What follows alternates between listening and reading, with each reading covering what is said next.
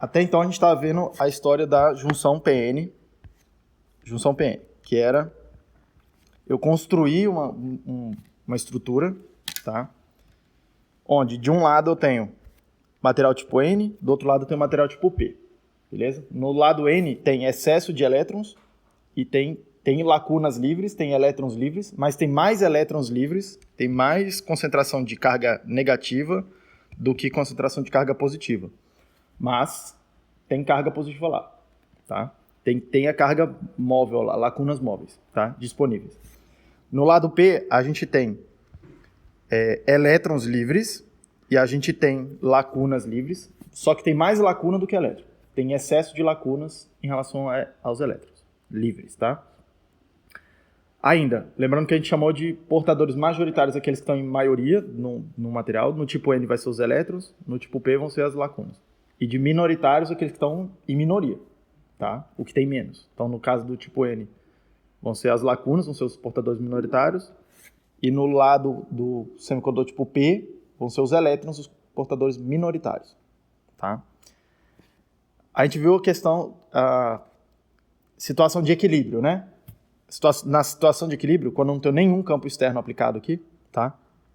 Elétrons que estão em maioria do lado esquerdo vão migrar por difusão para o lado direito e lacunas que estão em excesso no lado direito em relação ao esquerdo vão migrar para o lado esquerdo, que é onde tem menos, tá? E cada vez que um elétron passa do lado N para o lado P, tá? Ele deixa para trás uma carga fixa. Lembra lá, tá? O elétron deixa para trás uma carga fixa positiva, que são os íons que formam esse cristal. Beleza? Aqueles íons ali, naquela região, eles começam a ficar eletricamente desbalanceados. Eles têm excesso de carga positiva. Porque eu fui tirando os elétrons dali, tá? Do outro lado, no lado P, para cada lacuna que migra do lado P para o lado N, tá? Vai deixar para trás uma carga negativa fixa. Uma carga que é imóvel, a princípio, tá? Uma carga que a gente chama de carga espacial, ok? E lembra, por que acontece isso? Tirar uma lacuna de algum lugar quer dizer absorver um elétron e prender ele ali consigo. O elétron tem carga negativa, ok? Então, tá um monte de ligações que estavam desfeitas, estão sendo feitas ali do lado direito, estão sendo construídas, só que não tem uma contrapartida dos núcleos atômicos. É uma carga externa que eu fui lá e coloquei a mais, que veio lá do lado N, ok? Então começa a formar essa região que a gente chama de região de cargas espaciais ou região de depleção. Essa região intermediária aqui, tá? E aí eu tenho de um lado um monte de carga positiva fixa, do outro lado eu tenho um monte de carga negativa fixa, tá? Então eu começo a observar um campo elétrico aqui. E aí na situação de equilíbrio essa coisa vai acontecendo, tá? Até que as correntes de difusão, no caso aqui, ó, corrente de difusão de elétrons e a corrente de difusão de lacunas, elas vão equilibrar com a corrente de deriva de elétrons e a corrente de deriva de lacunas, ok? E aqui na direção das setas já é a corrente no sentido de circuitos, né? A corrente convencional de cargas positivas, tá? Então, na situação de equilíbrio, essas correntes aqui, as correntes estão indo para o lado esquerdo, equilibram com as correntes que estão indo para o lado direito, e o balanço disso aí é zero, é corrente zero. O balanço líquido disso daqui, o que eu estou observando. E aí, atenção, tá? Isso daqui é um equilíbrio dinâmico, tá? Tem um monte de corrente, se eu traçar uma linha aqui, no meio, né? Se eu traçasse uma linha aqui, onde tem a interface da junção, tá? Eu estou vendo um monte de elétron passar de um lado para o outro, eu estou vendo um monte de lacuna passar de um lado para o outro. Tem lacuna e elétron indo para tudo quanto é lado. Tem lacuna e elétron indo para os dois lados, ok? Só que na média, que a gente vai observar é que a quantidade de carga positiva que vai para um lado equilibra mais ou menos com a quantidade de carga positiva que está indo para o outro lado de volta, tá? E a mesma coisa para a carga negativa, ok? Então fica aquele monte de movimento, só que na hora que eu traço uma linha, não tem nenhuma carga indo mais para um lado do que para o outro, tá? No balanço isso aí dá zero, ok? No balanço. Agora, claro que isso aqui é extremamente dinâmico, tá? Na hora que eu meço a corrente disso aqui no tempo, tá? Se eu conseguisse Se eu conseguisse medir essa coisa, na verdade a gente até consegue medir algumas coisas, tá? Mas se a gente olhar isso aqui no tempo e medir a corrente, o que a gente vai observar são pequenas flutuações aqui, porque tem hora que tem um pouquinho a mais de carga negativa indo para um lado, tem hora que tem um pouquinho de carga positiva indo para o outro, tá? Não é 100% do tempo, a qualquer instante, que está exatamente equilibrado, e a quantidade zero, 0, lá, toda hora, tá? Mas ela fica flutuando ali em torno de zero e é bem baixo esse ruído que aparece aí, ok? Mas pode acabar sendo significativo, porque isso daí é uma das fontes de ruído em circuitos, tá? E aí depois a gente vai amplificar essas coisas, né? A gente vai amplificar a corrente, amplificar a tensão e eventualmente a gente acaba amplificando o ruído também, começa a fazer bagunça, tá? Apesar de que aqui eu não vou ficar tratando em detalhes de ruído em nível de circuito, tá? Mas é interessante saber, tipo assim, começar a ver a origem dos mecanismos de ruído, tá? Porque aí, eventualmente, se alguém falar para você começar a tratar de ruído, você começa a não, tá bom, eu tenho alguma noção de onde vem essa ideia do ruído, ok? Ainda, a gente viu o caso onde eu tenho a junção PN, N, P, onde eu tenho a junção PN e eu apliquei um campo externo assim, eu cheguei, botei uma fonte de tensão do lado de fora, tá? Conectei o lado positivo no lado N, conectei o negativo na fonte no lado P, ok? E aí eu chamei isso aqui de VR, tensão reversa, tá? O campo que eu tinha lá, interno da barreira, é esse campo elétrico I aqui, tá? Nesse sentido. E repare, essa fonte que eu conectei, ela está gerando um outro campo, tá? Que é o que a gente está chamando de um campo externo, que soma, eu chamar de E', que soma com aquele campo que eu já tinha lá dentro. Ok? Soma com aquele campo que eu já tinha lá dentro. E aí, repare, em termos das correntes de difusão, elas vão ficar mais ou menos constantes. Eu não estou mexendo muito na concentração de cargas, tá? Agora, eu vou observar mais corrente de deriva, certo? Eu aumentei o campo, devo observar aquelas correntes de deriva que estavam se contrapondo às correntes de difusão, eu devo ver elas aumentando, tá? Só que a corrente deriva, a gente fez a conta, tá? A densidade de corrente causada por deriva, ela vai ser mobilidade vezes a concentração de cargas negativas, a mobilidade das lacunas vezes a concentração de lacunas que estão participando dessa condição, vezes a carga do elétron, vezes o campo que eu apliquei. Então, repara, o que a gente fez foi aumentar a intensidade do campo, tá? Só que as cargas que estão participando dessa corrente aí que vai aumentar, tá? São cargas minoritárias. Esses N's e o P que vão entrar aqui na condição são as cargas minoritárias, tá? Eu estou tentando voltar as cargas. Estou tentando ir contra a difusão. Beleza? Então, essa é a corrente de cargas minoritárias. E aí, a densidade de cargas que eu tenho para poder aumentar essa corrente é baixa. Por isso que a corrente aumenta pouco. Ok? A corrente vai aumentar muito pouco por causa desse mecanismo aqui, tá? E aí, faltou a gente dar uma olhada, a gente ver o que acontece quando a gente chega na situação de polarização direta, tá? Polarização direta vai acontecer quando tiver ao contrário, né? Lado N, lado P, eu tenho mais aqui, tenho as cargas fixas do lado das lacunas, região de carga espacial, tenho o meu campo interno, a barreira que formou lá dentro, tá?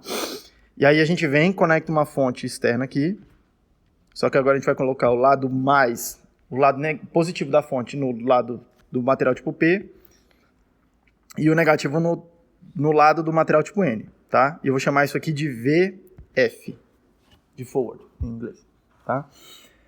E aí repara o que essa fonte está fazendo agora, tá? O que a gente está fazendo aqui agora é colocar um campo externo, que eu vou chamar de E', contrário ao campo da barreira, aquele campo interno que formou lá dentro, tá?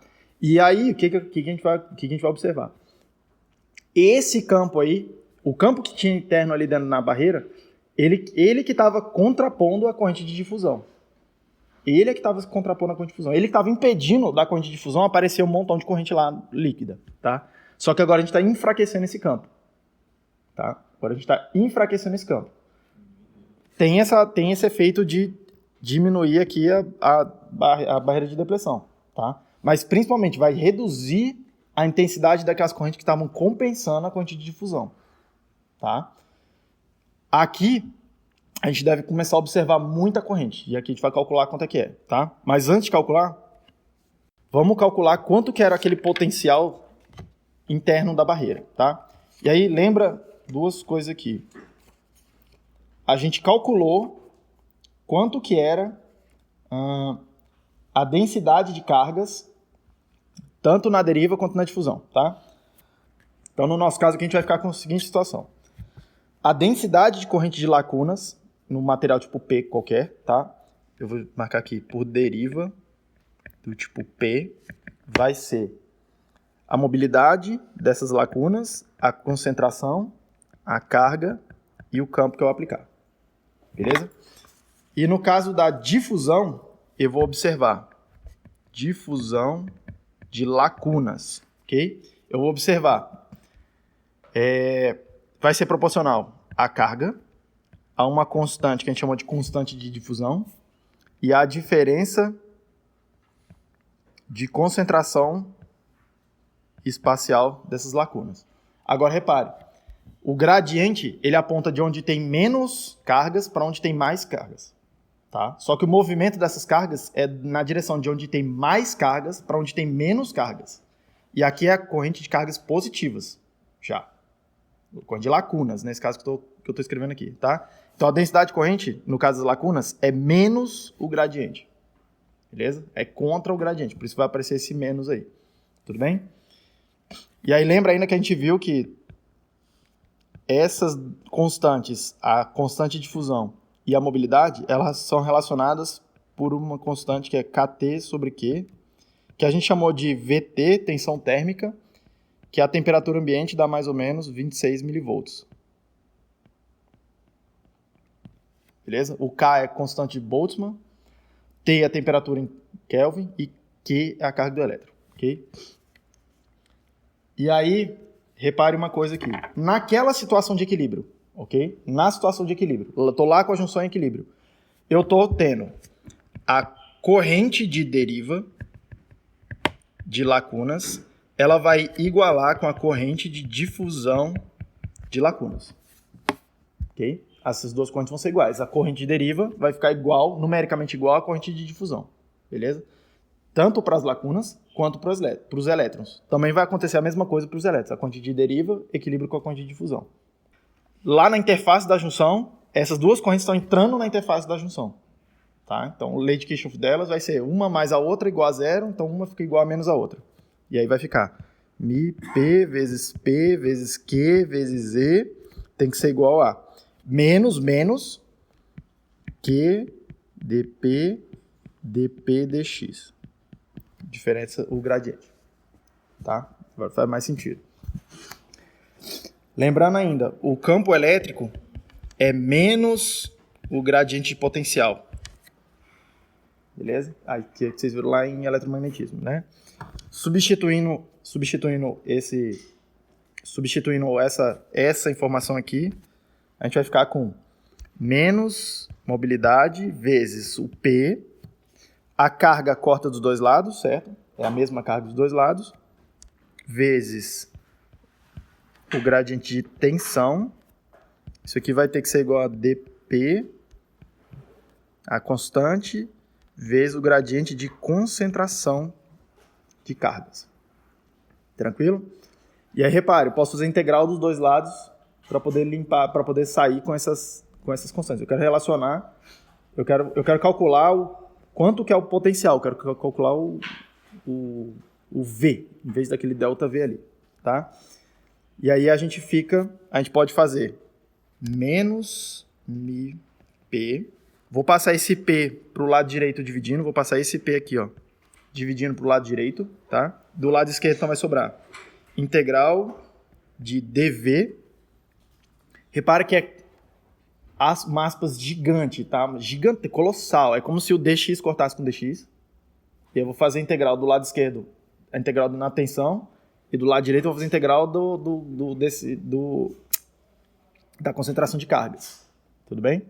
Mas é uma aspas gigante. Assim, a gente sabe que isso aí meio que dá certo, né? Mas se matemático não pode ir lá no YouTube e clicar e ver a aula. Então não mostrem a aula para os matemáticos. Ok? Mas aqui é engenharia, né?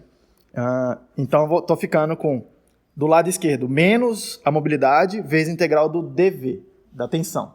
Tá? Aí a tensão eu vou calcular ela. Então vai ser integral de uma posição x1 até uma posição final x2. Tá? Que não é muito difícil de entender, tá? Tipo assim, o que é o x1 e o x2? Eu tô com a junção PN aqui, eu tô com a região de depressão aqui, né? Todo o campo interno da barreira, ele está concentrado, a maior parte, ele está concentrado aqui dentro dessa região de depressão. Eu vou marcar aqui as cargas fixas, tá? Então é como se fosse x1, x2, a largura dessa região de depressão. Beleza? É isso que a gente quer pegar, o campo elétrico está ali dentro, tá? Do lado direito, a gente vai ficar com o dP é uma constante, sai da integral, e aí eu fico com o integral de dP sobre P, que é o P que eu passei pro lado direito, que estava do lado esquerdo, passei pro lado direito, beleza? E aí eu vou integrar isso daí, eu preciso das concentrações, tanto nessa posição x1 quanto nessa posição x2, beleza? E repara, na posição x1 eu vou ter, a concentração que eu tenho é a concentração de lacunas no lado N, certo? É a concentração de lacunas que eu tenho exatamente aqui, ó, nessa interface aqui. Tá? Que é a concentração de lacunas que tem do lado de cá, né? Que a gente está convencionando chamar de P, que é a concentração de lacunas, subíndice N, que é as lacunas que estão no lado N, onde eles são os minoritários. E o outro limite de integração é a concentração de lacunas aqui, ó, nessa linha do x2, que é a concentração de lacunas aproximadamente lá no lado P, que é onde eles estão majoritários, tá? Então eu tenho a concentração de lacunas no lado P. Repare, do lado esquerdo, a gente está fazendo integral de uma constante, né? 1, tá? Então, isso daqui vai ficar a tensão no ponto x2 menos a tensão no ponto x1 vezes a mobilidade. Só que eu vou passar logo para o lado esquerdo, para o lado direito da equação para ficar tudo mais acertadinho lá. Do lado direito eu vou ficar com menos, que é o menos que veio dali, dP dividido pela mobilidade, que veio lá do lado esquerdo, essa mobilidade aqui, passei para o outro lado lá da equação, beleza? E aí eu tinha integral de 1 sobre a variável de integração. A integral de 1 sobre x ali. Então, tá vendo? Integral de 1 sobre x é o log, tá? E aí, então, eu vou ficar com log de PP, né, que é a concentração de P no lado P, menos log do Pn, que é a concentração de P no lado N. Tá? Só que log de uma coisa menos log do outro, já posso fazer log de uma coisa dividido pela outra, né? Então isso aqui fica log da concentração no lado P dividido pela concentração no lado N. Tudo bem, gente? Tá tranquilo? Aí repare mais uma coisa. Essa quantidade aqui, ó, é o VT lá, tensão térmica, né? A gente pode escrever em termos dessa tensão térmica. Ok? E isso daqui, ó, é a diferença de potencial que eu tenho dos dois lados da barreira. Então, tá vendo? É a diferença de potencial que eu tenho dos dois lados da barreira. É o potencial que eu tenho do lado de cá, menos o potencial que eu tenho do lado de cá. É exatamente a diferença de potencial que eu tenho do lado, naquele potencial interno lá na barreira. Tá? Que a gente vai chamar de tensão da barreira, sei lá, tensão de barreiras, qualquer nome que você quiser dar, o potencial interno da barreira. Beleza? Eu vou chamar isso aí de V0. Tá? Vou chamar só de V0. Tudo bem? E aí eu já vou usar esse V0 para incorporar esse menos que está aqui dentro. Tudo bem? Usar esse V0 para incorporar esse menos que está aí dentro. Então, a gente vai definir V0, que é o potencial interno da barreira, que é um potencial que se forma porque, na situação de equilíbrio, sem nenhum campo externo aplicado lá, tá? Que vai ser, então, Kt sobre Q, ou 26 milivolts mais ou menos, vezes log da concentração de P no lado P, dividido pela concentração de P no lado N. Então, repare, tem um potencial interno lá dentro, tá? Repare ainda aqui, ó, concentração de P dividido pela concentração de P é um número adimensional, não tem dimensão. Então, eu pego um número adimensional, faço o log dele. Isso aqui tudo é adimensional, beleza? E isso daqui, ó, Kt sobre Q, tem dimensões de tensão. Por isso que a gente já vai chamar de potencial. Então, tá mais ou menos funcionando aqui, pelo menos em termos da dimensionalidade disso daqui. Beleza? Ainda a gente pode escrever, substituir, tá? A concentração de P no lado P, a gente conhece. É aproximadamente a concentração de átomos aceitadores que a gente colocou lá. É aproximadamente a concentração da dopagem que a gente colocou lá. Beleza? A concentração de P no lado N, no lado onde eles são os minoritários, vai ser causada pela geração térmica, né? Tipo, geração de pares elétron-lacuna. E aí, a ideia é que a gente sabe a concentração de dopagem N, que a gente colocou lá no lado N, tá? E usa aquela relação, N vezes P igual a N ao quadrado, que mantém constante, tá? E aí a gente vai poder escrever ainda isso daqui assim. Kt sobre Q vezes log de concentração de átomos da dopagem dos aceitadores, que é a dopagem no lado P, vezes a dopagem no lado N, dividido por N ao quadrado, que é a concentração de cargas no material intrínseco. É o causado pela geração. Professor, pode escrever a relação de baixo aqui? Qual a relação? Para você chegar nessa última. É assim, ó. Tipo, eu vou ter N vezes P lá no material intrínseco. As duas concentrações são iguais, tanto de lacunas quanto de elétrons, sempre formam em pares, né? Então isso vai ficar N ao quadrado. A gente vai chamar isso aí, cada uma dessas concentrações de N do material intrínseco, tá? E N vezes P, se o N é igual a P, dá N ao quadrado, ok? Só que essa relação, ela funciona tanto para o material intrínseco quanto para o material dopado, tá? Então, no caso aqui do material, no lado do material do tipo P, tá? Eu preciso aqui, ó, a concentração de lacunas no lado P, que é aproximadamente a concentração de dopagem que eu coloquei. Então, daí que vai vir o Na, esse Na aqui, ó, multiplicando aqui. Aí eu preciso dividir pelo P do lado N, a concentração de lacunas no lado N, beleza? Só que no lado N, eu dopei com material doador, né? Com átomos doadores, vão doar elétrons, beleza? E a concentração de elétrons vai ser aproximadamente Nd, que é a concentração de cargas que eu coloquei lá de dopagem, beleza? E aí repara, ó, nessa equaçãozinha lá, azul, que tá meio apagadinho lá, mas Nd vezes a concentração de P no lado N tem que ser igual a Ni ao quadrado. E aí eu isolo o Pn daqui, vai ser N ao quadrado sobre Nd, só que lá embaixo está entrando dividindo, por isso que apareceu aqui Nd dividido por N ao quadrado. Professor, o Nd da relação teria que ser Nd mais Ni? Aqui? Sim. Tecnicamente, sim, porque vai ter tanto a dopagem, vai gerar elétrons, quanto a geração térmica lá também, de energia que está lá dos pares elétron-lacuna. Só que a gente está sempre considerando que a quantidade de dopagem é bem maior do que a quantidade de cargas que eu consigo gerar por geração térmica. Então, Nd mais Ni fica aproximadamente Nd. Nos majoritários. Para os minoritários, não. Para os minoritários é o que gerou lá termicamente. Então, não tem o que fazer. Beleza? Ótimo.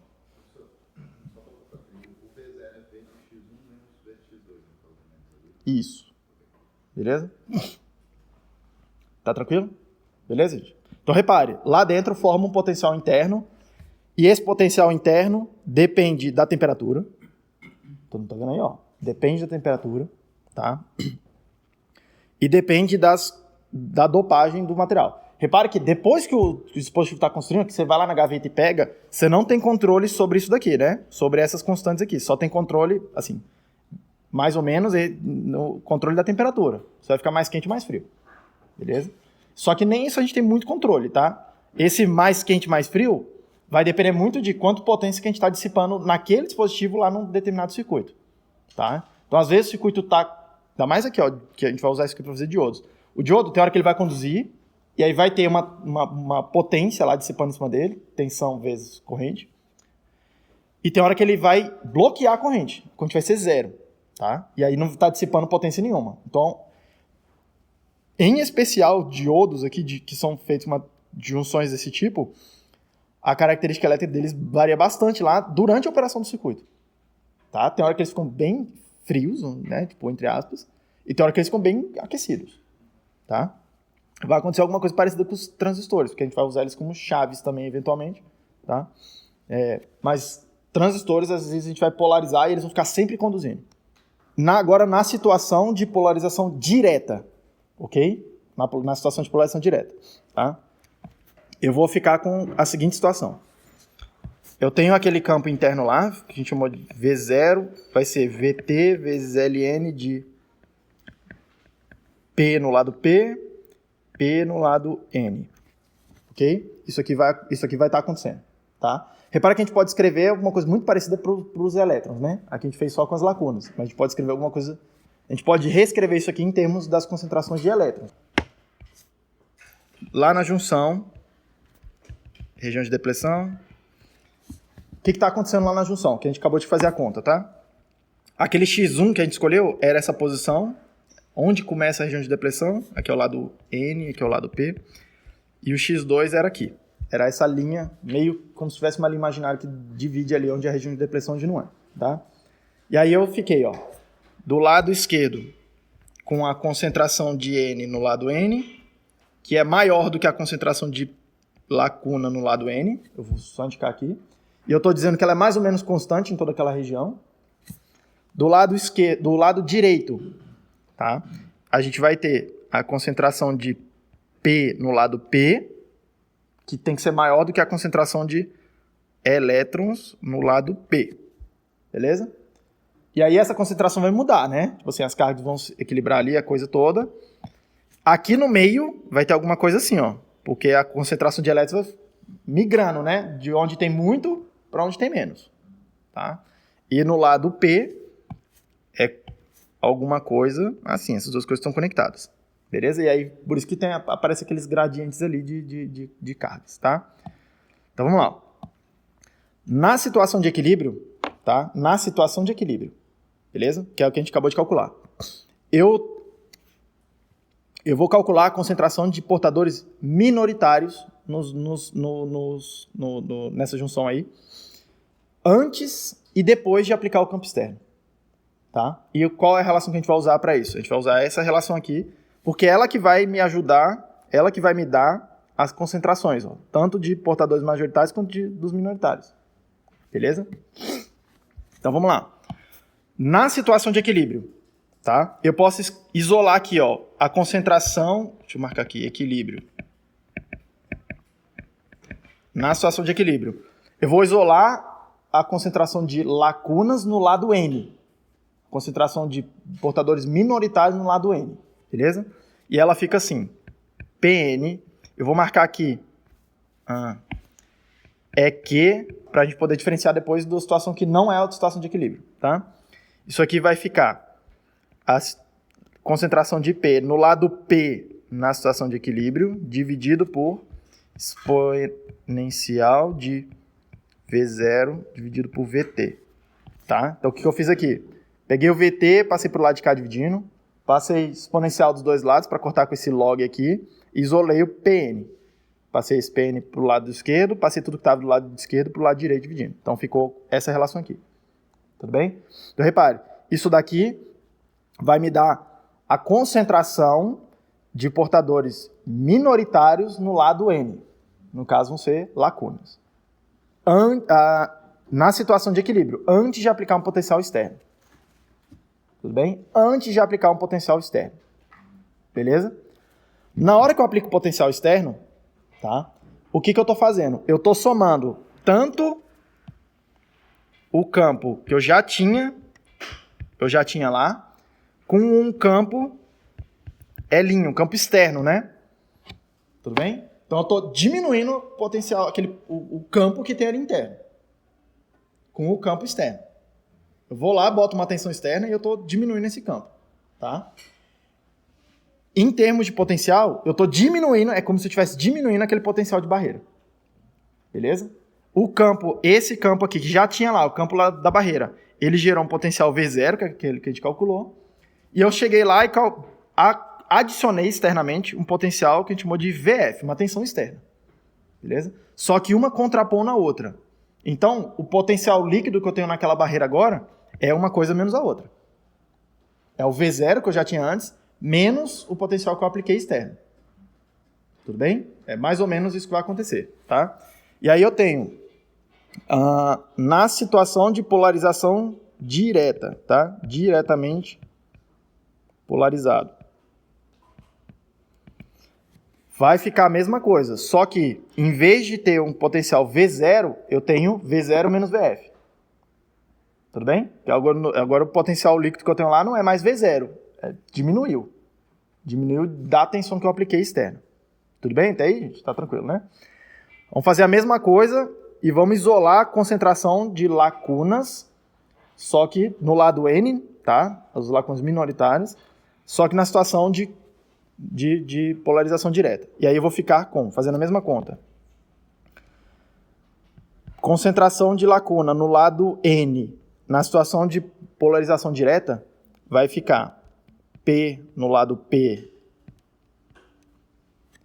dividido por exponencial de V0 menos VF dividido por VT. Tá tranquilo? Então repara o que aconteceu aqui. Tá? Repara o que essa equação está dizendo para a gente.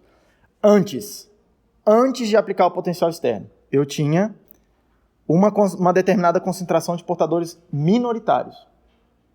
Tudo bem? Tinha uma determinada concentração de portadores minoritários. Repare que esse aqui, ó, P do lado P, é aproximadamente a dopagem. Esse número aqui, ó, é aproximadamente uma constante. Esse número aqui, ó, é a mesma constante. Eu indiquei aqui para indicar as duas situações diferentes. Mas a concentração de P no lado P só depende da dopagem. Tá? A concentração de portadores majoritários de cada lado da junção só depende da dopagem que eu coloquei lá. Beleza? Então isso daqui é aproximadamente a mesma coisa que esse. É aproximadamente a dopagem. Beleza? Só que a concentração de minoritários no outro lado da barreira mudou. Tá vendo lá? Do lado de cá eu tinha essa quantidade, do lado de cá eu tenho uma outra quantidade. Repare que muda bastante, tá? Porque é exponencial do potencial que eu apliquei externo. Então, tem potência, entre aspas, né? Sem fazer nenhuma piadinha, mas tem potencial para mudar muito essa concentração, tá? Tem potencial para mudar bastante essa concentração, tá? E a gente consegue calcular quanto que é a diferença entre o que eu tinha no equilíbrio e o que eu tenho agora na polarização direta, beleza? Que a gente vai chamar de ΔP no lado N. O que aconteceu com essa concentração aqui, ó? Só com essa concentração aqui, beleza? Aconteceu o seguinte, vai ficar, isso aqui vai ser o P do lado N na situação de polarização direta, menos P no lado N na situação de equilíbrio. Um menos o outro. Beleza? E aí isso daqui vai ser aproximadamente, usando aquela ideia, tá? O P, concentração de P no lado P é a dopagem. É o Na. É a dopagem com átomos aceitadores. Aqui também. Beleza? Faz a conta, junta tudo, deixa bonitinho. Vai ficar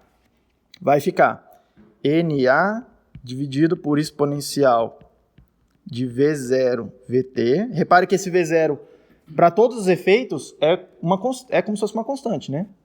Tá? A gente pode usar ele como uma referência, calcular quanto que é esse valor, e usar ele como uma constante para as outras coisas. E aí isso aí vai ser modificado dessa maneira aqui, ó, exponencial de VF, que é a tensão externa que eu apliquei lá, dividido por VT, isso aqui que está dentro da exponencial, tá? Menos 1. Tá tranquilo? Repara o que aconteceu.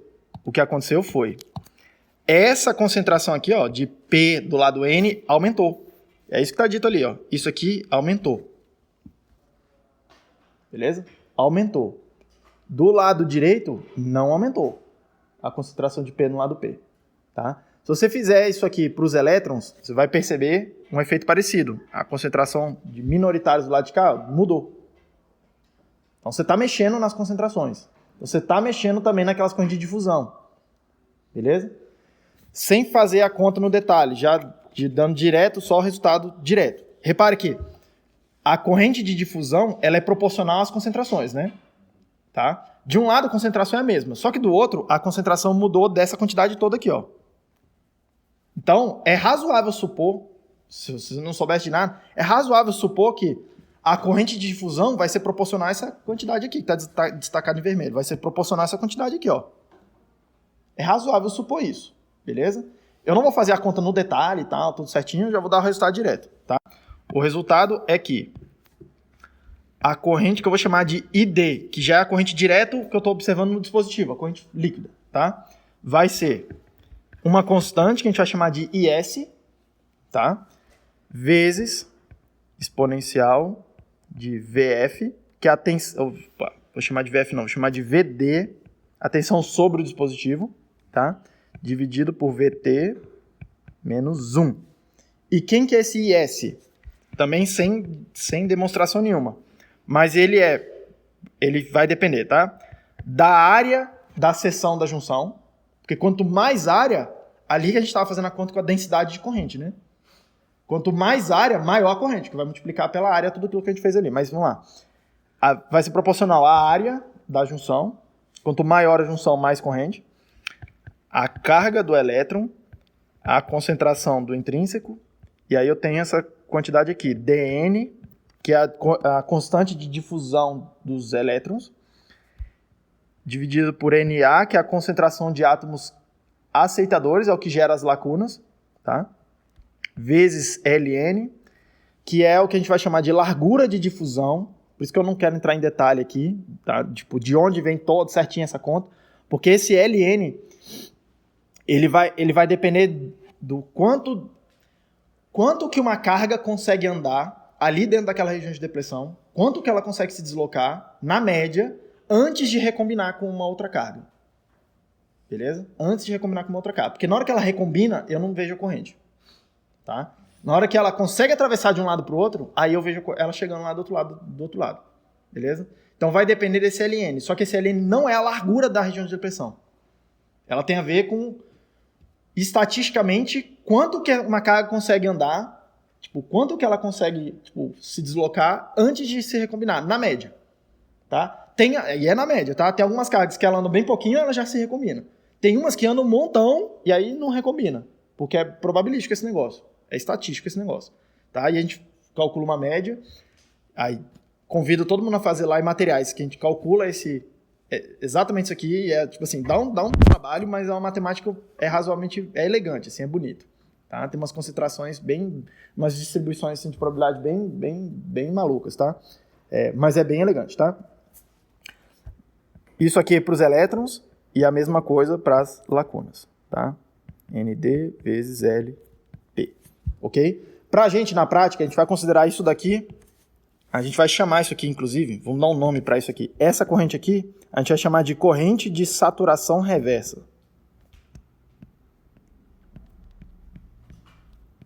Corrente de saturação reversa. E essa aqui é a corrente mesmo do dispositivo, beleza? Se a gente for fazer um gráfico dessa parada, tá? Por que IS? Repare que isso aqui é uma coisa assim, tá? Ó, tem o N, tem o P lá na junção, o VD é essa tensão aqui, ó, mais menos VD, só que agora, nessa convenção, pode ser tanto negativo quanto positivo. Eu vou considerar o positivo, a tensão que eu conectar do lado P da junção, tudo bem? E a corrente que eu vou observar é a corrente que entra no P, assim, né? ID. É essa corrente aqui que eu vou observar positivo, né? Que é o mais, menos, né? Convenção passiva de sinais. Estou seguindo a mesma convenção passiva de sinais. A gente vai dar um símbolo de circuito para isso aqui já, 2 minutos, tá? Mas olha só. Se eu fizer um gráfico dessa equação aí, eu vou ficar alguma coisa assim, ó. VD, ID. VD, ID. Quando o VD é zero, essa conta toda aí dá zero. Aproximadamente zero. Então isso daqui é alguma coisa assim, né? Exponencial. Quando a tensão está bem alta, lá o VD está bem alto, essa coisa vai aumentando exponencialmente. Ok? Essa coisa vai aumentando exponencialmente. Quando o VD é zero, a exponencial de zero dá 1, 1 menos 1 é zero, a corrente toda dá zero. Então, por isso que isso aqui passa na origem aqui, ó. E é bom que passe na origem, tá? Vamos lá. Já vamos ver o caso de não passar na origem, mas enfim. E quando a tensão está muito negativa, exponencial do número muito negativo fica um número pequeno. Beleza? E aí fica um número pequeno, menos 1, fica aproximadamente 1, multiplicando o IS. Então isso aqui fica mais ou menos constante, menos IS. É para onde meio que converge essa corrente no lado negativo. Tudo bem, gente? Essa daqui vai ser aproximadamente... Esse daqui vai ser o modelo matemático que a gente vai usar para a junção PN. Beleza? Desvios dessa coisa aqui. Tá? Desvios dessa coisa aqui. Vão ter 2 desvios que são importantes. Tá? E a gente usa de verdade, sim, para fazer circuito, para fazer coisa útil. Tá? O primeiro deles é... Lembra que aqui tem o potencial, a região de depressão, certo? Quando eu faço surgir cargas aqui dentro, sei lá, eu fiz aparecer uma carga a mais. Não é carga tentando atravessar de um lado para o outro. Eu peguei uma carguinha a mais e coloquei ela lá dentro. Lá naquela região, fiz ela aparecer ali. Beleza? Como que eu faço ela aparecer ali? O mecanismo mais simples é aumento de temperatura. Porque tem geração de pares eletrolacunas aqui dentro também, em todo lugar. Ou joga luz, que é onde a gente mais vai usar isso aqui, tipo, é esse efeito. Joga luz. Na hora que eu jogo luz, se eu conseguir, inclusive, focalizar, tá? Na prática a gente não consegue, mas se eu conseguisse focalizar, jogar luz só na região de depressão, eu geraria carga só na região de depressão. Beleza? Então, eu consigo fazer surgir cargas ali, que não são cargas que estão tentando atravessar, tá? Eu coloco cargas ali. Essa carga tá vendo o campo elétrico e ela vai ser acelerada. Beleza? Se ela conseguir sair daqui da região de depressão, eu vou ver corrente atravessando aqui, ó. Corrente saindo daqui. Tanto corrente de mais, se for geração térmica, né? Que a gente gera em pares, quanto corrente de elétrons. Tanto lacunas quanto elétrons. E quanto mais energia eu coloco, quanto mais luz eu coloco lá, quanto mais eu aumento a temperatura, mais aumenta essa corrente. Mais carga eu estou conseguindo tirar dali, ó. E vendo o movimento dessas cargas. Beleza? Então, quanto mais carga a gente coloca, mais aumenta essa corrente. Ok? Mais aumenta essa corrente. Tá? Como que a gente usa isso? Beleza? Como? Na prática a gente usa isso. A gente vai chegar e vai polarizar a junção, vai colocar ela reversamente polarizada. Beleza? Porque aí na hora que a gente aumenta essa energia externa, ou temperatura, ou luz, ou sei lá o que quer que seja, tá? Essa curva aqui, ó, ela vai começar a deslocar assim. Ela vai começar a fazer alguma coisa assim. Repare que do lado direito lá, ó, o efeito é exponencial. Então essa coisa sobe muito rápido. Fica tipo meio tudo embolado pro lado de lá. Só que do lado esquerdo, não. Do lado esquerdo vai ter aquela corrente de saturação ali, ó. Só que muda aquela corrente de saturação. Beleza? Muda aquela corrente de saturação. Ela vai aumentando aqui, ó, à medida que a gente vai aumentando pro lado negativo, tá? À medida que a gente vai botando mais carga. Beleza? À medida que a gente vai botando mais cargas. Certo? E aí, repare, eu vou parar aqui, fazer um desenho limpo. Por quê?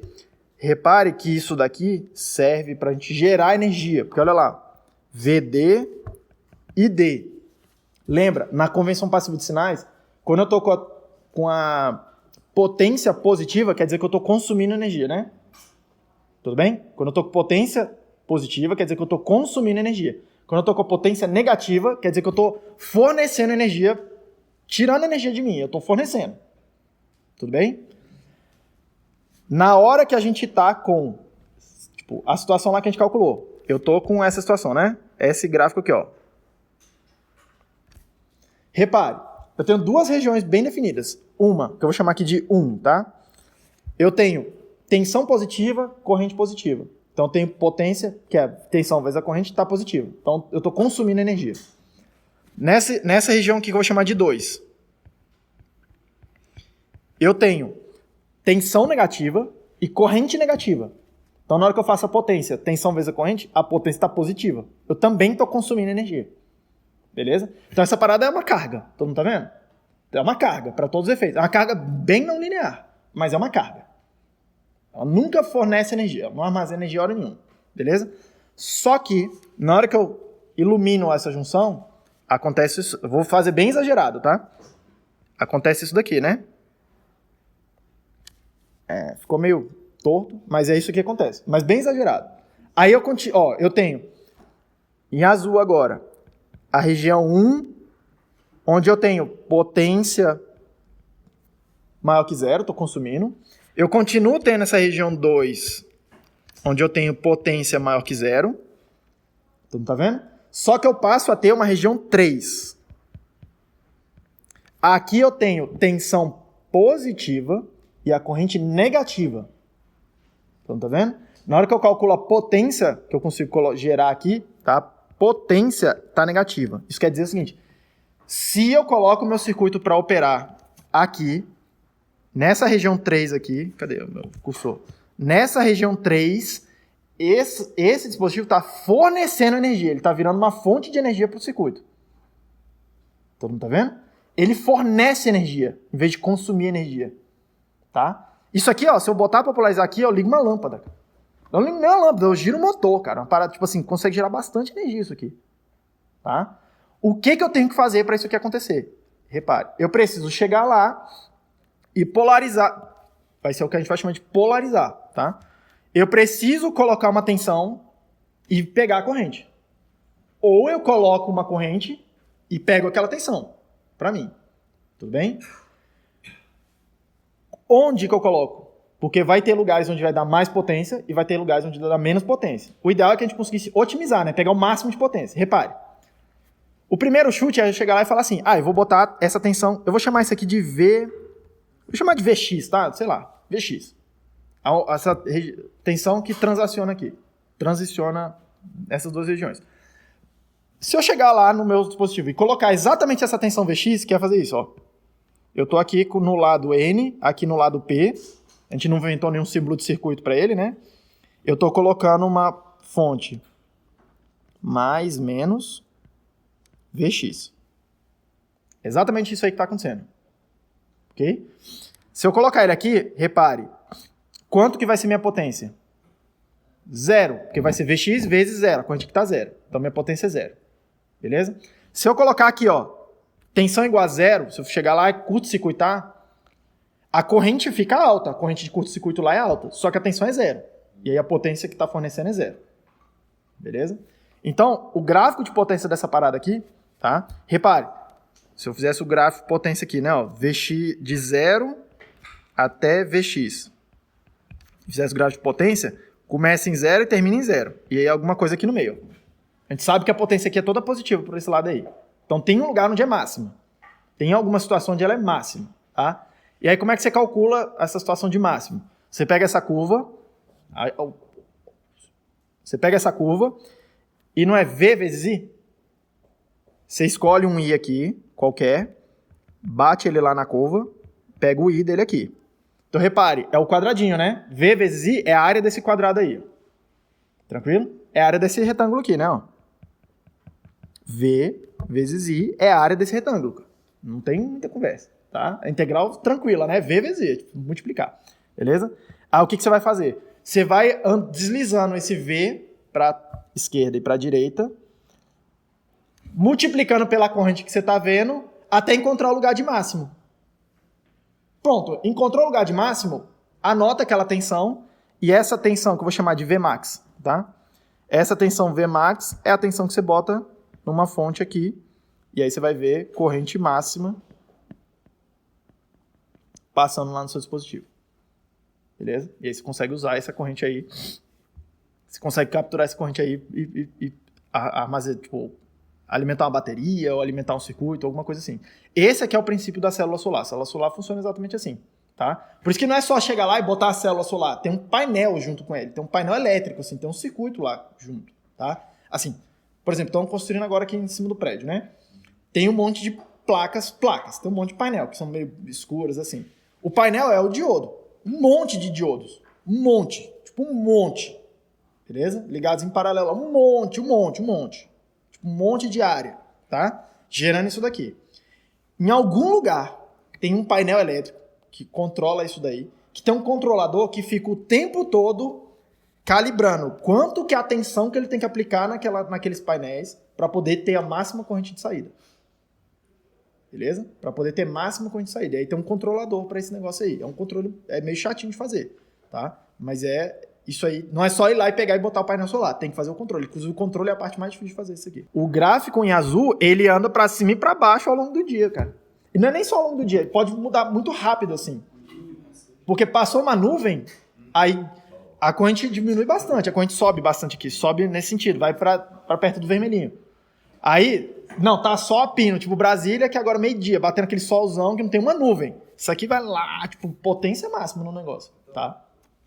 Como é que é o mecanismo de emissão de luz, tá? Lá na junção lado N, lado P, como é que eu faço para absorver luz? Vamos por partes, tá? Eu tenho lá meu silício lá, meu cristal. Tudo vem daqui, tá? Eu tenho lá meu cristal, tá? Sei lá, vou fazer com silício que é mais fácil de entender, tá? Como é que eu emito luz? Como é que eu absorvo luz, tá? Eu tenho as minhas ligações lá no cristal. Pensa no cristal 0 Kelvin, tudo bonitinho. Na hora que eu injeto energia, e aí pode ser luz, o que eu estou fazendo é quebrar essas ligações.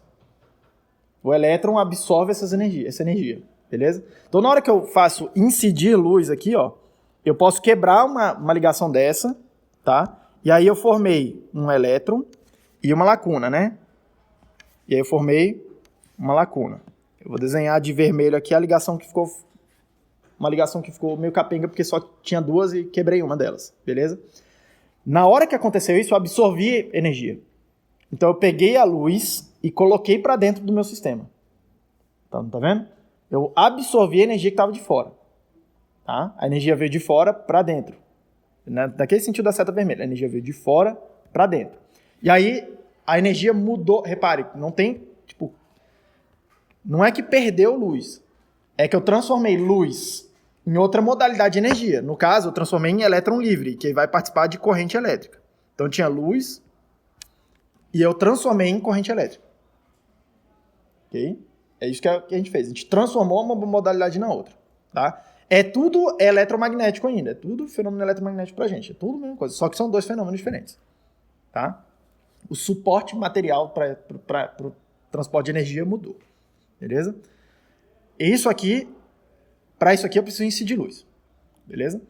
Se eu fizer o mecanismo ao contrário, vai acontecer ao contrário. Se eu tiver meu cristal lá, silício, e eu tiver em algum lugar a ligação desfeita, tem uma lacuna lá, desfeita, e eu injetar um elétron, repare, eu estou colocando energia, porque eu tenho que transportar esse elétron, eu tenho que colocar energia para transportar esse elétron, beleza? Se acontecer dele chegar aqui e se recombinar, eu perder o elétron e formar a ligação, eu perdi a energia que estava na forma do elétron. Tá vendo lá? Só que eu ganhei algum outro tipo de energia. Tudo bem? Eu ganhei algum outro tipo de energia. Tá? E repare, o elétron estava mais energético, por isso que ele estava liberto lá da ligação. Quando ele for para a ligação, ele vai abaixar o nível energético dele. Por isso que ele fica preso lá. Essa sobra energética tem que sair de alguma forma. Tem que ser liberada de alguma forma. Não tem como acumular aqui nesse modelo. Beleza? E aí, a forma mais eficaz, não vou chamar nem de eficiente, mas mais eficaz que a natureza encontrou de liberar energia em grandes quantidades é calor. Tudo que vocês usam esquenta. Que é elétrico, né? Tá? Efeito Joule. Beleza? Tudo é modelado hoje em dia como partículas, tá? Então, tem uma partícula, é como se tivesse uma partícula que é uma partícula de calor, que transporta o calor, tá? A gente pode pensar, assim como a gente pensou nos elétrons, assim como a gente pensa na luz, como partícula, pode pensar como calor, como partícula também. E aí, liberei o que a gente chama de fônon. É o nome da partícula, beleza? Fônon. Tudo bem? É o nome da partícula virtual aí que carrega energia térmica, beleza?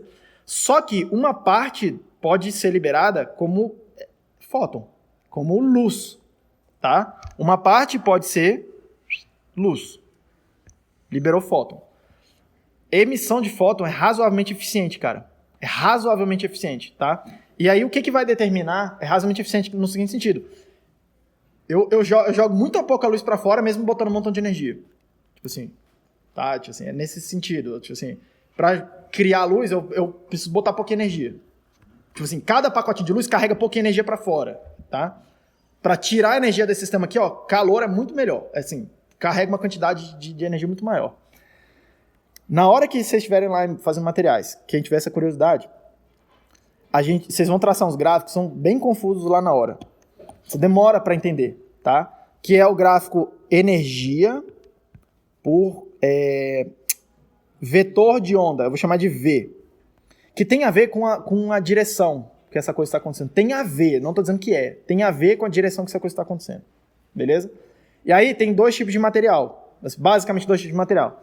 Tem material onde a banda de energia está alinhada, o mínimo da banda de energia aqui, ó, de valência, está alinhada com a outra banda. Aqui no meio não pode ter energia nenhuma, não tem nenhum elétron, nenhuma partícula que pode ter aquele nível energético. Para baixo, aqui, ó, tá cheio de elétron, para cá tem os elétrons que estão livres. Beleza? Se essa coisa estiver alinhada uma com a outra, o mínimo de uma com o máximo da outra, tá? O elétron, tipo assim, energeticamente, ele não precisa, ele migra aqui, ó, e ele não muda o número de onda. Então vai emitir muito pouco calor e vai absorver muito pouco calor, tá? Então vai sair um montão de luz lá. Ou vai absorver um montão de luz. Beleza? Vai aumentar a eficiência de absorção ou de emissão de luz. Só que, por outro lado, vou desenhar de vermelho. Se isso daqui estiver desalinhado, imagina que é um outro material que a banda está aqui, ó. O máximo dela está desalinhado em termos do vetor de onda. Na hora que isso aqui vai interagir e gerar luz e a coisa, eu não consigo gerar só luz, que é andar para cima e para baixo, energeticamente. Eu tenho que andar para o lado também, no vetor de onda. Beleza? Eu tenho que andar de lado. Então tem que andar meio que na diagonal aqui, ó, para lá e para cá. Então tem que andar tanto para cima e para baixo, que é basicamente o mecanismo que vai gerar luz, da energia, e eu tenho que mudar o vetor de onda, que é basicamente tipo, mexer na coisa térmica do negócio. Basicamente, assim, grosso modo, simplificando um monte de coisa, tá? O silício é esse tipo de material aí, ó, que é desalinhado uma coisa com a outra. Por isso que ele é ruim de mexer, por isso que ele emite bem no infravermelho, tipo, num nível de energia que não ajuda muito a gente, tá? Tá certo que a faixa de frequência tem a ver com a distância aqui, tá? A distância, a energia de band gap, que a gente chama, tá? Tem a ver com essa energia aqui. Mas o silício, ele é desalinhado assim. Então, ele emite, tipo assim, ele esquenta muito, emite muito calor, tipo, troca muito calor. É muito ineficiente essa coisa, mexer com luz com ele. Nesse sentido. Outros materiais, eles já são mais eficientes. Aí, normalmente, são materiais compostos, tá? Que vão ser melhores aqui alinhados, que é a seneto de galho índio. Outros compostos que também são semicondutores. São compostos que não é mais um cristal de um material puro, tá? Uma molécula, mas que também forma cristal e que tem esse comportamento semicondutor. A molécula inteira lá, ela tem esse comportamento semicondutor. Parecido com o que a gente viu no silício. É um pouco mais complicado o sistema, tá? Mas Então, LED, como é que faz o LED, tá? LED não é só se for LED infravermelho, aí você faz com silício mesmo. O silício é bom para emitir no infravermelho. Você precisa achar algum material que é bom, tipo assim, tem mais alinhamento aqui nessas bandas energéticas, e que a energia de band gap, esse EG, seja na faixa do visível pra gente. Beleza? E aí, dependendo da energia, vai ter cores diferentes, porque tá ligado com a frequência. Então, LED de cores diferentes precisa de materiais diferentes. Tranquilo? Por isso que ficou muito tempo até a gente descobrir o LED branco. Porque o branco precisa de, tipo, vários comprimentos de onda. E a gente consegue fazer o LED com comprimento de onda bem específico. Tá? Bem específico. Só que, tipo, com muitos comprimentos de onda, a gente demorou para fazer. Como é que é o LED branco, tá? Tipo assim, esses que a gente usa em lâmpada, tá? O LED branco, cara, é uma sacada muito boa. Por quê? Qual que é a ideia? É pegar e emitir infravermelho. Pegar um LED que emite infravermelho. Tá? Só que infravermelho a gente não enxerga, não serve para iluminar uma sala. Só que, aí eu pego lá minha junção aqui, ela está emitindo um infravermelho, IR. Aí eu faço incidir isso aqui, eu boto isso dentro de uma câmara, por exemplo, de vidro, e eu pinto a parede da câmara com algum material que absorve o infravermelho e na hora que ele emite em outra faixa. Fósforo, por exemplo. Já viu falar de fosforescência? Tipo, a lâmpada fosforescente, que é parecido com o princípio dessa lâmpada aí, grandona que tem aí, tá? Tem um gás aquecido lá dentro que emite infravermelho, não é um LED, mas tem uma coisa emitindo infravermelho. Esse material fosforescente, ele absorve esse infravermelho, essa energia, e quando ele emite em outra faixa. Numa faixa larga, inclusive, porque é branco, tá? A gente fez o mesmo princípio, e aí na hora que isso aqui absorve o infravermelho, e aí isso aqui emite depois na luz do visível, na hora que ele emite. Tranquilo? E aí fica branco. Ou aproximadamente branco. A gente consegue dar uma calibrada nesse negócio, tá? É o mesmo princípio da lâmpada fosforescente. Só que a gente botou um LED, em vez de gerar o infravermelho com alta tensão, que é o que a gente faz nessa lâmpada fluorescente aí, a gente gerou com LED, que é mais energeticamente mais eficiente. A gente bota menos energia para gerar o infravermelho. Tranquilo? É assim, o mecanismo básico é esse. Tá? E repare, isso aqui não tem nada a ver com a potência que a gente emite. Que cara, a gente consegue fazer um LED com 10 watts, cara. É muita potência. Emite muita luz. Muita luz. Usa um poste, cara, na luz. Isso é muita luz. Tá? Não é fraquinho o negócio, não, cara. É muito potente. Pode ser muito potente. Não dá nem pra olhar direto pra esse negócio. É uma fonte de luz muito intensa.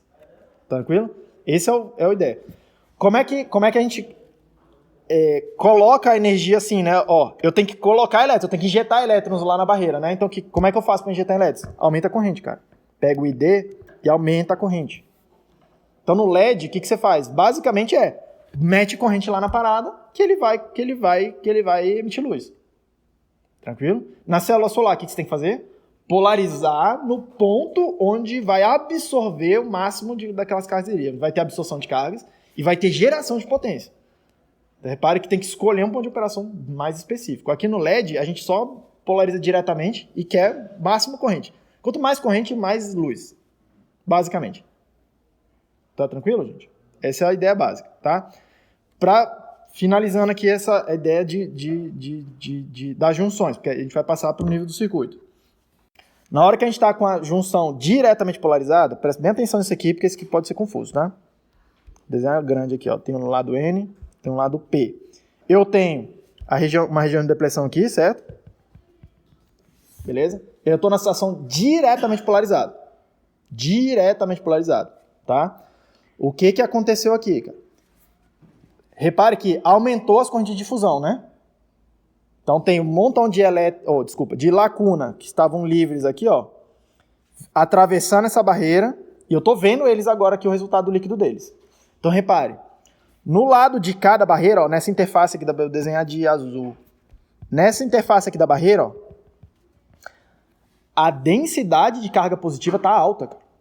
Por quê? São as cargas que estão chegando aqui, que vieram por difusão, tá? Então aqui, a quantidade de cargas, eu vou desenhar uma coisa assim, tá? Uma setinha indicando aqui, ó. A quantidade de carga positiva tá razoavelmente alta, cara. Só que elas estão chegando num lugar onde tem um montão de elétron. Beleza? E aí, quando encontra o elétron com a lacuna, recombina e aí forma aquelas ligações de volta. Aniquila uma carga com a outra. Beleza? Aniquila uma carga com a outra. Então, repare, na hora que elas chegam aqui, eu não vejo as cargas mais saindo daqui. Eu não vejo. Beleza? A mesma coisa do outro lado. Eu tô vendo um monte de elétrons chegando aqui, ó, sendo injetados aqui, né? Chegando num lugar onde tem um montão de lacuna lá disponível, livres, para poder recombinar. Então, eu não tô vendo esses elétrons saindo daqui. Isso não acontece. Vai acontecer um montão de recombinação lá no meio. Por que eu vejo corrente, então? Essa que é a chave da questão. Repare, eu tenho uma fonte de cargas, né? A fonte de tensão, mais menos VF aqui, ó, é uma fonte de cargas. Eu posso pensar ela como uma fonte infinita. Ela me dá tantas lacunas quanto eu quiser e tantos elétrons quanto eu quiser. Ele vai manter o potencial, lembra? Vai tender a manter o potencial. Só que para manter o potencial, nesse caso aqui, o que acontece se eu começar a recombinar um monte de carga? Altera a largura da região de depressão, certo? E se eu mexer na região de depressão, muda o potencial, né? Da barreira interna. Só que a fonte externa está tentando manter esse potencial constante. A fonte de tensão. Então ela vai ter que injetar carga para compensar isso. Tá? Para cada uma carga mais que veio para o lado de cá, ó, e recombinou, essa fonte vai ter que fornecer uma carga menos. Beleza? Então, o que está acontecendo? Eu tenho, do lado esquerdo aqui da barreira, um monte de injeção de carga a mais. Consequentemente, para manter o equilíbrio aqui por causa da fonte externa, a fonte está tendo que injetar um monte de carga a menos aqui, ó, para compensar essa recombinação e manter aquele potencial de barreira mais ou menos constante. Do outro lado, a mesma coisa. Eu estou chegando lá e injetando um monte de elétron no lado P. Para cada elétron que chegou do lado de lá e recombinou com a minha lacuna, que já estava lá, livre, eu preciso injetar uma lacuna nova aqui, ó. Então, eu vou ter um monte de injeção de carga a mais. Então, o que eu estou vendo? O que a fonte de tensão está vendo? Um monte de carga a mais saindo do terminal mais e entrando lá. Um monte de carga a menos saindo e entrando para lá. Ó. Porque ela vai tentar manter esse potencial constante. É isso que ela está tentando fazer. Para isso, ela vai fornecer cargas. Por isso que se isso aqui for uma bateria, acaba a bateria. Véio. Porque uma bateria armazena a energia dela em ligações elétricas, ligações covalentes lá em algum material, ligações químicas. À medida que você vai fornecendo essas cargas aí, ó, você está desfazendo as ligações químicas. Uma hora não tem uma ligação química para desfazer. Véio. E aí acabou a bateria. Entre aspas aqui, acabou a bateria, porque acabou mesmo, não tem mais carga lá para ela fornecer. Fica difícil de fornecer carga. Beleza? Se for vindo alguma coisa da tomada aí, tá? Tem um motor em algum lugar que tirou energia de outro lugar. De que lugar? Movimento de alguma coisa. Aqui no Brasil o mais comum é ter um gerador hidráulico, né? Tipo, água descendo lá, tá? Só que, para eu movimentar essas cargas, eu preciso jogar mais água. Eu preciso ficar jogando água o tempo todo. Por isso que fica consumindo água na hora que a gente está consumindo mais energia. Tudo bem? Então, é isso que está acontecendo lá dentro com as cargas, tá? A injeção de cargas, que eu estou vendo aqui, eu estou vendo injeção de cargas. Carga menos entrando aqui, carga mais entrando aqui. E aí, repare, se eu estou injetando carga mais da direita para a esquerda, é corrente positiva para cá, né? Se eu estou injetando carga menos da esquerda para a direita, é corrente mais para cá, né? Isso aqui vai ser o ID que eu vou observar externo. Tá tranquilo? É isso que está acontecendo lá, ó. Porque se você ficar olhando a corrente da difusão, ela é contrária a esse ID, tá vendo? Ela é contrária a esse ID. Tem um fenômeno aqui ainda que eu queria tratar, que ele é importante. Que é o fenômeno que acontece quando a gente está conduzindo reversamente polarizado, tá? Eu tô com N e eu tô com P, e eu tô com a fonte... Ó, vou chamar de mais, menos, e eu vou colocar aqui menos VR, beleza? Estou na situação de polarização reversa. Ok? Polarização reversa. Aqui, duas coisas podem acontecer, tá? A primeira delas é mais intuitiva, que eu vou chamar de efeito avalanche. Na hora que eu tenho isso aqui, eu tinha o potencial da barreira, que eu estou aumentando o campo da barreira, né? Estou deixando ele mais intenso, certo? Só que, faz um parênteses aqui para entender exatamente o que vai acontecer. Na hora que... Vocês já viram quando tá meio nublado e vai chover que cai raio? O que é raio? É sério. O que cai raio? Ó, raio é o piso aqui, a nuvem tá aqui, e o que tá acontecendo? Um modelo que você pode imaginar. Essas nuvens aqui, tem um monte de partícula que tá se colidindo, é igual esfregar o balão no cabelo, e tá acumulando um monte de carga. E aqui tem um monte de carga. Tanto mais, menos, sei lá, de que lado que tá isso aí. Tanto faz, acontece as duas coisas. Tanto raio subindo quanto descendo. E aqui no meio tem um isolante. Então, isso aqui é um capacitor de placas paralelas, tá? Tipo, a nuvem e o piso. A gente está no meio dele. Ok? A gente está no meio do capacitor de placas paralelas. Aqui no meio forma um campo elétrico, né? E o ar é um isolante. E a gente usa como isolante mesmo. A gente isola dois fios, aumentando a distância entre eles, num poste. Nós nos isolamos de uma tomada, fica no longe dela. Beleza? O ar isola eletricamente. Só que, eventualmente, esse campo fica tão intenso, mas tão intenso, tá? Que o ar não consegue mais isolar.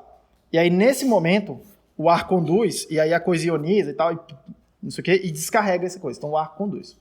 Beleza? Então, repare, campo elétrico muito intenso pode transformar o isolante em condutor. Beleza? Isso aqui vai acontecer um fenômeno parecido aqui dentro. Aqui eu estou tendo campo e uma tensão externa que aumenta o campo. Do lado de cá, o potencial é muito grande. A tensão que aparece aqui, mais, menos, é muito grande, porque a distância é muito grande. E aí tem que ter um potencial muito alto para poder ficar com um campo grande. Aqui, a distância é extremamente pequena. Esse D é muito pequeno. É nanômetros. É 10 a menos 9. Então, qualquer tensãozinha gera o campo de 10 a nona, 10 a décima. Tipo, extremamente intenso. Qualquer tensãozinha pequenininha. Tá? E aí, o que está acontecendo? Uma carga que está aqui dentro e está vendo esse campo muito intenso, ela está sendo acelerada com muita energia. Tá? Imagina que é uma carga positiva. Então, na hora que ela acelera, pode ser, pensando como se fosse partícula, pode ser que ela colida com o átomo da rede, o íon que está formando a rede. E aí ela transmite energia para a rede nesse impacto e consegue soltar um elétron da ligação que estava lá. Por colisão, por uma ideia análoga à colisão. Beleza? E aí, na hora que isso acontece, eu vou ter tanto a partícula que estava com energia, que foi acelerada e colidiu, quanto uma outra que foi gerada por causa da colisão. Eu desfiz uma ligação lá por conta dessa colisão. E aí, agora eu tenho duas partículas. As duas partículas estão vendo um campo muito intenso e estão ganhando muita energia. E aí pode, eventualmente, as duas colidirem com a rede e soltarem mais 2 elétrons. E agora eu tenho 4 elétrons. E aí os 4 elétrons estão vendo um campo muito intenso. E aí eles colidem com a rede. E aí, se os 4 elétrons colidirem com a rede, vão soltar outros 4 elétrons. Então repara que vai soltando um monte de carga por colisão.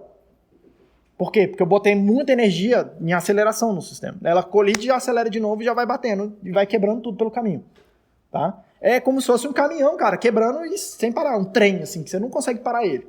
Tá? E aí eu observo um efeito exponencial de aumento de cargas móveis.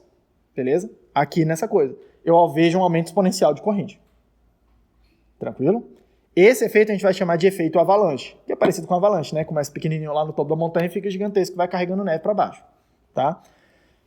Isso aqui, como é que se reflete lá no VD e D, no gráfico? Para cá eu tenho aquela mesma exponencial. Só que isso aqui acontece quando está reversamente polarizado, né? Que aumenta o campo. Diretamente polarizado, você diminui o campo. Então não tem como acontecer isso. Quando eu vou indo para a tensão negativa, eventualmente começa a acontecer a avalanche, essa coisa começa a aumentar a corrente. Pá, começa a conduzir para cá. Reversamente polarizado. Tá? Isso aqui a gente vai chamar de condução reversa. E a tensão onde isso aqui acontece, a gente vai chamar de tensão de ruptura reversa. VB de breakdown. Beleza? Esse é um mecanismo. O segundo mecanismo, ele vai ser muito estranho, que é uma parada de mecânica quântica mesmo, tá? Mas olha só o que acontece aqui. Eu vou tentar dar uma analogia da coisa. Quando eu tenho um carrinho aqui, ó, você tá lá na montanha-russa, e você tá do lado de cá, na montanha-russa, e alguém te acelera, alguém coloca energia, você vai ter que adquirir energia potencial, transformar toda a energia lá mecânica, cinética, em potencial, e você tem que ter mais energia cinética do que aquele potencial que você precisa superar. Porque senão você não passa para o outro lado dessa barreira, né? De energia potencial. Beleza? Isso é o que acontece na mecânica clássica. O elétron não funciona assim. Os elétrons não funcionam assim. Eles são meio onda. Tá? Então o que acontece é o seguinte. Eu tenho aqui o elétron num nível de energia e eu tenho uma barreira de potencial energético. Imagina que eu tenho menos potencial do outro lado. Menos energia do outro lado. Então o elétron quer sair daqui, ó, se for um elétron, e quer atravessar para o lado de lá. Beleza? Só que acontece. Mesmo que eu tenha uma barreira de energia infinita, isso aqui, ó, seja infinitamente alto. Infinito. Não é, tipo, muito grande. É infinito. Tá? Infinito. Tá idealmente isolado uma coisa da outra. Isolante aí no meio. O isolante perfeito da natureza. Se isso existisse, tá? Ainda assim, na hora que a gente calcula, como o elétron é onda, ele chega aqui, ele tá meio que espalhado aqui, ó. E onda, a onda entra nas coisas. Onda atravessa as coisas. Tá? Onda eletromagnética atravessa a parede, senão a gente não tinha sinal de celular aqui dentro do auditório agora. Atravessa a parede. Ela não contorna e acha um buraco, ela atravessa a parede. Beleza? Aqui funciona parecido, cara. O elétron atravessa esse negócio aqui, ó. E aí ele aparece do lado de lá. Tá certo que a probabilidade disso acontecer é baixa. E mais baixa será quanto maior for a largura dessa barreira. Só que se essa barreira for fina, quanto mais fina for essa barreira, mais fácil é atravessar. Tá? Esse efeito aí a gente chama de tunelamento. Lá na disciplina de materiais, vocês calculam, inclusive, quanto que é a probabilidade do elétron atravessar, dada a largura de uma barreira com um determinado potencial. Porque essa probabilidade vai estar ligada com a corrente que eu vou ver aqui, né? Porque eu vou ver corrente. Se o elétron sai de um lado e foi para o outro, eu vou ver corrente. Tá? Então, tá ligado com a corrente, isso aí é um problema hoje em dia. Eu vou comentar quando a gente estiver falando de transistores MOSFET. Isso aqui é um problema, tunilamento. Mas, lá na junção PN, tá? Existe, o que eu estou vendo é uma barreira de potencial que acontece lá na região de depressão, né? Aqui a região de depressão é uma barreira de potencial, tá? Então, a depender da largura disso daí, e a largura dela depende dos níveis de tensão que eu boto de um lado do outro, só que aquela coisa toda, eu mexo nos potenciais todos, tem uma probabilidade dos elétrons conseguirem atravessar isso aqui por tunelamento, tá? Por tunelamento. E aí, lá em materiais, a gente calcula direitinho a distribuição de energia, a coisa toda, e a gente mostra que, quando a gente polariza reversamente, a gente potencializa esse efeito, porque a gente deixa a barreira mais fina, tá? E aí, o que acontece? Eu polarizo o meu dispositivo aqui reversamente e, eventualmente, a barreira fica tão fina que a probabilidade dos elétrons atravessar fica elevada. E aí eu começo a ver muita corrente aqui, ó. Igual o do efeito avalanche, tá? Vai ter uma tensão aqui que eu vou chamar de VZ e esse efeito, normalmente a gente chama de efeito Zener. Tá? Um é o tunelamento, o outro é avalanche. Os dois são a mesma coisa, assim, parecido. Do ponto de vista elétrico é a mesma coisa. Eu polarizo o reverso e ele começa a conduzir. É muito parecido, tá? O professor, tem como saber quando que é efeito Zener e tem como saber quando que é avalanche? Não tem como saber. Olhando de fora, não tem como saber, tá? Em geral, assim, uma regra do dedão, tá? Em geral, quando essa tensão de ruptura aqui for muito negativamente grande, muito elevada em módulo, em geral, é efeito avalanche, que vai ser o mecanismo. Quando essa tensão é baixa, ela está perto do zero aqui, em geral é efeito Zener, tunelamento. Mas também não vai interessar muito para a gente o que é o mecanismo específico. O interesse é que começa a conduzir. Beleza? Aí, por fim, vamos dar um símbolo de circuito para essa coisa. Tá? Vamos dar um símbolo de circuito, que a gente não quer ficar falando da física da junção toda hora. Beleza? Então eu vou fazer assim, ó. Vou desenhar ela aqui em pé. O lado P está em cima, o lado N está embaixo. Tá? Repare que é um dispositivo de 2 terminais, certo? E eu convencionei que na hora que eu aplico a tensão, eu aplico tensão assim, né? Mais no lado P, mais no lado, eu chamei de VF, lembra disso? E a corrente que a gente observa é para cá, ó, IF. É o que está diretamente polarizado, tá? E isso daqui, a gente no circuito vai desenhar assim, ó. Usar esse símbolo que a gente vai chamar de diodo. Repare, vamos dar nome diferente para coisas diferentes. Isso aqui é uma junção semicondutora. Tem outros tipos de junção, tá? Mas uma junção. E isso daqui é o diodo. Tudo bem? Uma coisa é uma coisa, outra coisa é outra coisa. Tá? Uma coisa é uma coisa, outra coisa é outra coisa. Por que eu acho extremamente importante fazer essa diferenciação? Porque tem outras formas de implementar os diodos. Junções é uma forma de implementação. Tá? É uma forma de implementação. Não é a primeira que a gente descobriu. A primeira que a gente descobriu era usando válvulas. Válvulas lá, tipo, com vácuo e tal, não sei o quê. Fazia rádio já, aquela coisa toda. Tá? Foi a primeira implementação. Essa daqui já não é a primeira implementação. Pode ser que no futuro venha outra implementação ainda. Tá? Pode ser que venha. Não sei. Não está nem no meu horizonte de imaginar isso, mas pode ser que venha.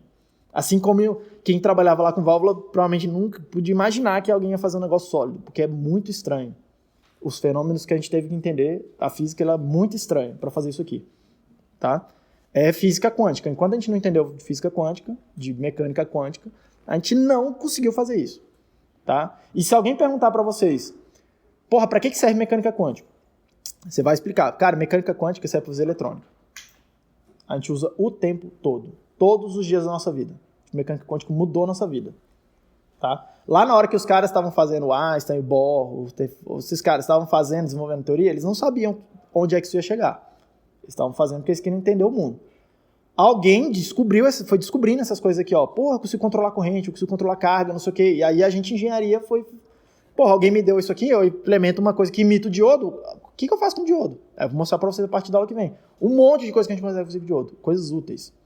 Tá? Então, é assim que foi fazendo. Relatividade, que é uma teoria que já tem mais ou menos 100 anos, né? Qual que é a grande aplicação dela? Tipo assim, relatividade serve pra nada, é só pros físicos lá. Não, cara. Relatividade, hoje é a grande aplicação, é uma aplicação meio boba, mas a gente usa todo dia, que é GPS. GPS. Se não tivesse relatividade, GPS não funcionaria. A gente não conseguiria fazer localização por GPS. Tá? Hoje é a grande aplicação. Talvez no futuro tenha outras aplicações dessa física aí, dessa física estranha. Tá? Mas repare, cara, a gente está há mais de 100 anos depois que isso aqui começou a ser proposto, né, na física. Tranquilo? Por isso que essas coisas malucas de física, cara, talvez tenha alguma aplicação daqui a 100 anos. Talvez. A gente não sabe. Tá? Assim como os caras estavam fazendo, eles não sabiam que ia virar eletrônico o que eles estavam fazendo. E que ia mudar a vida de todo mundo. Assim, para sempre. Para sempre. Beleza? Para finalizar aqui, é aquele modelo que eu comentei logo no comecinho, quando a gente estava motivando essa ideia, quando eu comecei a falar do mecanismo de transporte de carga, aquela coisa, tá? Eu vou convencionar a tensão positiva nesse sentido, no sentido onde a setinha está apontando, e a corrente positiva no sentido que a setinha está apontando. Beleza? E eu gostaria, lembrando, o diodo, o que eu gostaria que ele fizesse, tá? Eu gostaria que ele fizesse ID igual a 0 se o VD for menor do que 0. Ou VD igual a 0 se ID menor. Maior ou igual a 0. Ao contrário ali. Se o ID for positivo, a tensão fica constante. Beleza? Eu gostaria que ele... Isso aqui para mim é o diodo, tá? Ó, isso aqui para mim é o diodo. Beleza? A partir da aula que vem a gente vai ver. Tudo bem. Como que eu pego então esse cara aqui, ó, uma junção, que a gente viu que é exponencial o comportamento dela, tá? E modela alguma coisa mais parecida com diodo. Alguma coisa mais no nível de circuito.